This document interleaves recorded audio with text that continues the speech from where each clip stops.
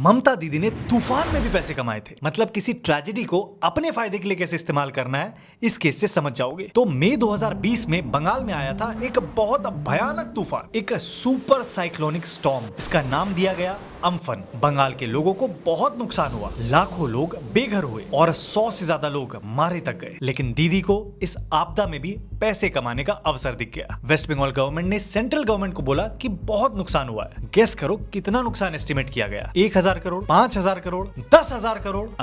दीदी ने बोला 1,02,442 करोड़ का नुकसान हुआ है। 1 लाख करोड़। अब इस नुकसान की भरपाई करने के लिए सेंट्रल गवर्नमेंट से 35,000 करोड़ रुपए मांगे गए। अब कोई मजाक तो है नहीं कि कितने भी पैसे मांगोगे दे देंगे। तो सेंट्रल गवर्नमेंट ने टीम भेजकर इसका असेसमेंट करवाया और फिर पैसे दे दिए। कितने दिए वो बाद में बताऊंगा। लेकिन जो पैसे दिए भी उसके बारे में कई लोगों ने कहा कि इस पैसे का भयानक मिसयूज हुआ है। कई PILs दायर की गई और फिर कोर्ट ने CAG को इस पूरे हिसाब का ऑडिट करने को बोला। और अब ऑडिट में जो सामने आया है, तो सबसे पहले CAG ने स्टेट गवर्नमेंट से पूछा कि आपने जो 1 लाख करोड़ का नुकसान बोला था वो आपने कैलकुलेट कैसे किया? तो सरकार ने क्या बोला पता है?